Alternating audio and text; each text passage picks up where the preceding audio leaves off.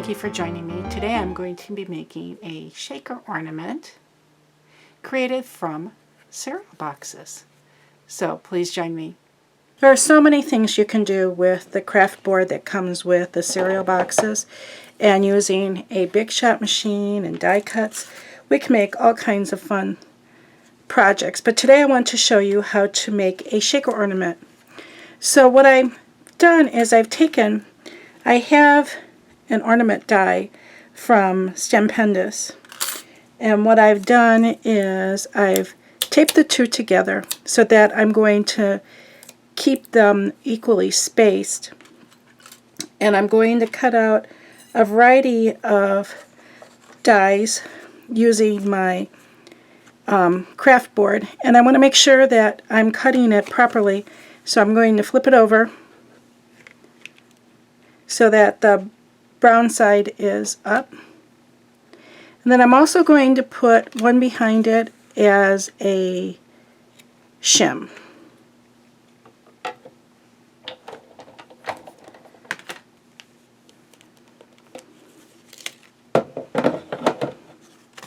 Okay, I've just ran it through, and the reason I put the one as a shim, you can see that it is a entire piece and it didn't cut through, and I wanted to do that. So what I'm going to do is I'm going to just fussy cut around the outside, and this is going to be my base for the ornament.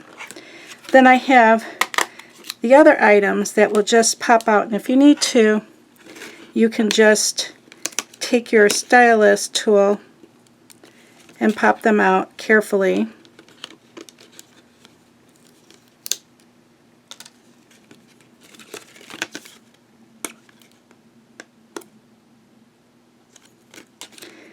And then you'll have all the pieces.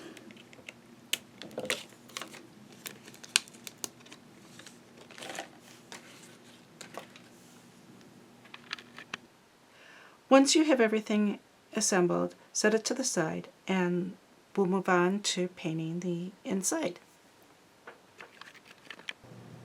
I like to use high density sponges when I'm going to be stamping, and I simply load the paint into the sponge and then I offload it.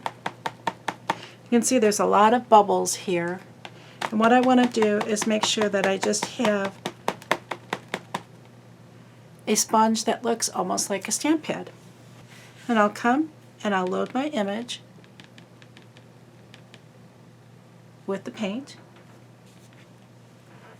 and then I simply stamp onto the cardstock.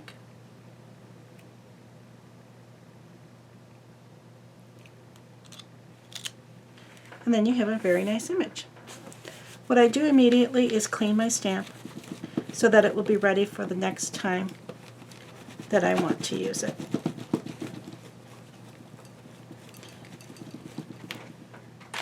Okay, well, now that we have our stamped image, I want to determine the placement before I cut it out. I want to make sure that I leave enough room at the bottom so I can put my shaker snow in, and I want to center that. So if you need to, you can tape it. And I'm going to run this through, and then I'll be right back. I wanted to point out that I've come in and I've mixed naphtha red and mistletoe green and true blue with equal amounts of water to create a wash of color. So what I'm going to do first is come in, and I have a dampened brush, and then I'm going to do is I'm going to blot it. It's very important that you blot your brush. Then I will just start at the top and very quickly work down. If you're more comfortable working with inks, that's fine, but I prefer working with paint, so that's what I'm using. And you can see that it's okay for the background to have a little bit of texture from the brush. Every time I reload, I do blot on paper towel.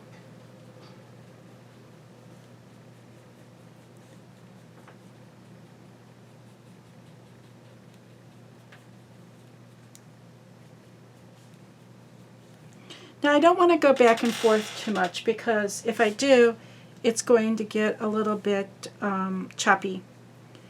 So I think that looks pretty good. Now I'm going to come in with the red. And again, I blot my brush on paper towel and we'll just fill in the little tongue, and then I'm going to also add stripes to the hat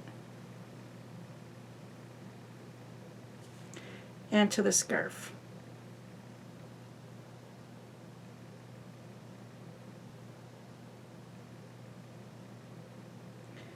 As I'm coming along and adding the stripes, I do not put a lot of pressure.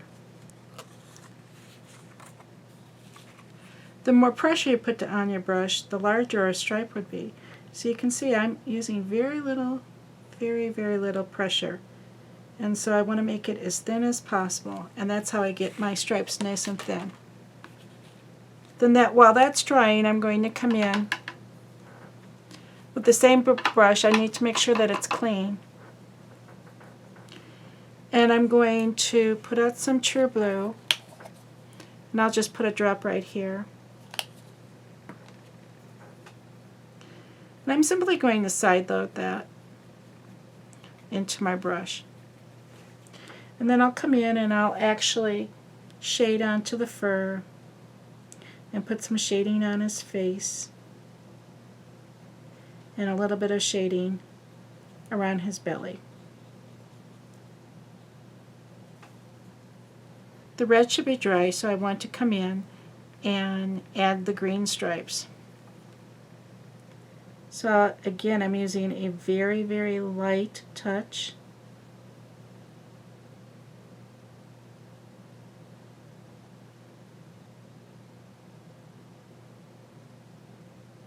I'm also going to put out just a drop of marigold, and I'll go back to my little number 2, and I can just brush mix some water into here, blot it on my paper towel, and then we're going to fill in his nose.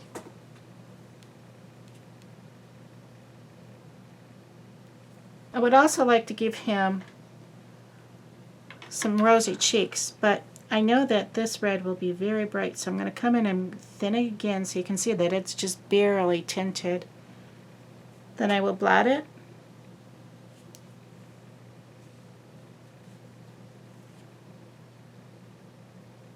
And give him a little bit of a rosy cheek right there. I also want to use some titanium white from the DecoArt Media Fluid Acrylics, and I've got a dot there. With this, I'm going to add some painted snowflakes in the background. I'm using the tip of my paintbrush, and it's very important that I use a very light touch. You could also use a toothpick or a stylus if it's hard for you to control how much pressure you have on a brush. I want to come in and add some more fluffy white snow here.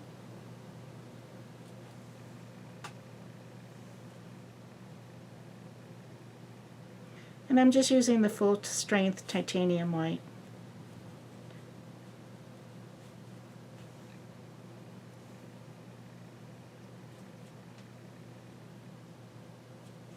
And I think he's pretty much ready to go.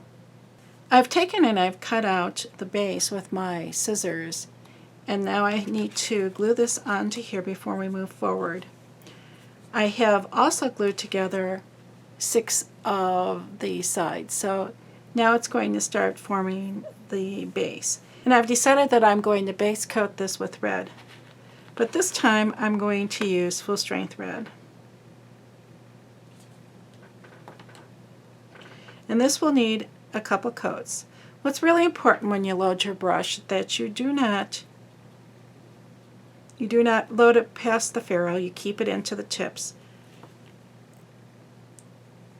And I simply brush in one direction, and I don't go back over where I've been. If I'm going to need a second coat, I'll allow it to dry, and then I'll come in and paint it in the same manner that I am now. Otherwise, what will happen is you'll start getting some ridges in your paint as your base coating. Now I'm going to allow that to dry, and then I'll do the sides and I'll be back. Okay, so I've taken and I have glued together 6 of the tops, and I've glued it onto the base along with the little background that we just painted. Then I also have glued together and painted 6 of the frames that we created. This is what they look like, not painted. Then I've also cut out a piece of mylar, and you can see that the top is on there too.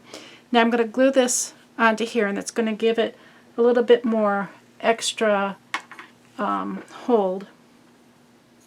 And I simply take the back end of my brush, and because it's a plastic brush, and I can simply add the glue.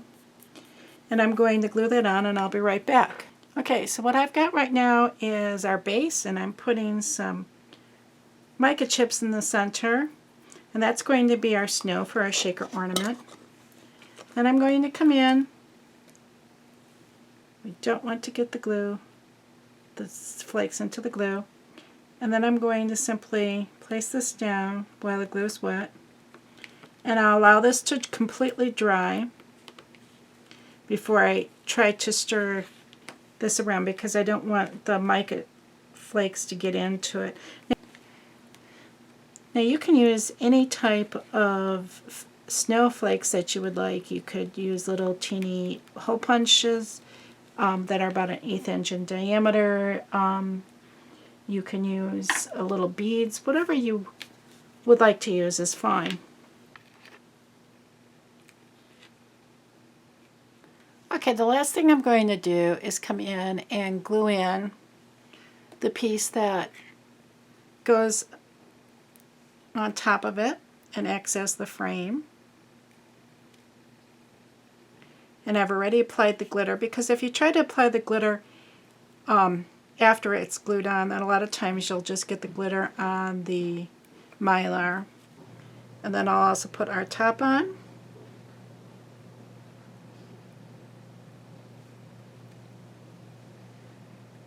And we have ourselves a cute little shaker ornament. Oh, what fun. I'll let it dry, and then I'll put some ribbon on it. Thank you so much for joining me today. I hope that this inspires you to create your own shaker ornaments. Remember, you can use photos, you can use stamped images, you can use Christmas cards to put into the center. It doesn't have to be a painted image. But here's a few other ones I've done for inspiration. Also, don't forget to give me a thumbs up and subscribe to my channel. And I'll see you next time. Bye.